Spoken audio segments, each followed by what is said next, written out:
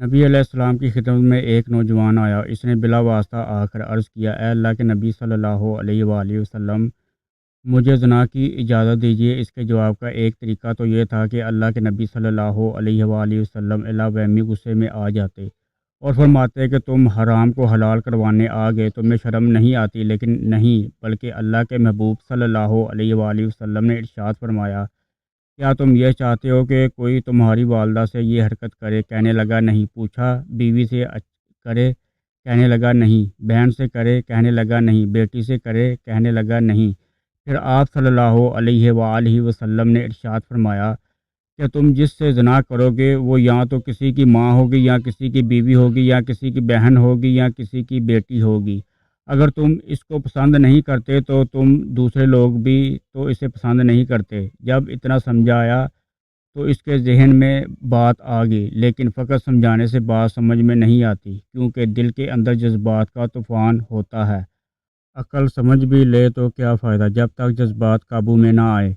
اس کے لیے اللہ کے نبی ملی یا پھر نسخہ آزمایا۔ نسخہ یہ تھا کہ آپ نے اس نوجوان کے سینے پر ہاتھ رکھا اور فرمایا، اے اللہ، اس نوجوان کے دل کو پاک فرما دیجیے۔ وہ صحابی فرماتے ہیں کہ میرے سینے پر ہاتھ رکھنے سے اور اس دعا کی برکت سے میرے دل پر ایسا اثر ہوا کہ اس کے بعد مجھے جتنی نفرت زنا سے تھی، اتنی نفرت مجھے دنیا میں کسی گناہ سے نہیں تھی۔ یہ کیا تھا؟ یہ فیض تھا جو نبی علیہ السلام سے اس صحابی کے سینے میں منتقل ہوا۔ اللہ والے جو سینے سے لگاتے ہیں، یہ بھی ایک سینے سے دوسرے سینے میں منتقل ہونے کا ذریعہ ہے۔ ایک بادشاہ نے بڑی چاہت سے اپنا محل بنوایا، تعمیری کام کے لیے اپنے خزانے کے دروازے کھول دیے۔ جو چیز اس کو محسوس ہوئی کہ اچھی نہیں بنی، اسے دوبارہ اچھا بنایا، حتیٰ کہ بادشاہ کی نظر میں وہ محل اتنا خوبصورت تھا کہ اس میں کوئی بھی خامی نہ بچی تھی۔ بادشاہ نے اپنی رعایا میں اعلان کروا دیا کہ جو کوئی اس محل میں نقص نکالے گا میں اس کو انعام دوں گا۔ لوگ آتے، محل کو دیکھتے، انہیں اس میں کوئی عیب نظر نہیں آتا۔ چنانچہ کئی دن اسی طرح گزر گئے، لوگ آ کر دیکھتے رہے اور واپس جاتے رہے۔ کسی کی ہمت نہ تھی کہ بادشاہ کے بنے ہوئے محل میں کوئی نقص نکالتا۔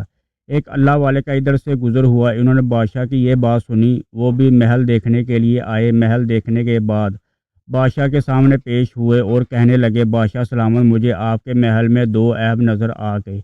چنانچہ اس نے پوچھا، بتاؤ کون کون سے عیب ہیں؟ تو وہ اللہ والے کہنے لگے، بادشاہ سلامت، اس میں 2 عیب ہیں۔ ایک یہ کہ یہ حل ہمیشہ نہیں رہے گا اور ایک نہ ایک دن ختم ہو جائے گا، اور دوسرا عیب یہ ہے کہ ایک تولہ تو بھی اس میں ہمیشہ نہیں رہے گا، ایک نہ ایک دن مجھے بھی محل چھوڑنا پڑے گا۔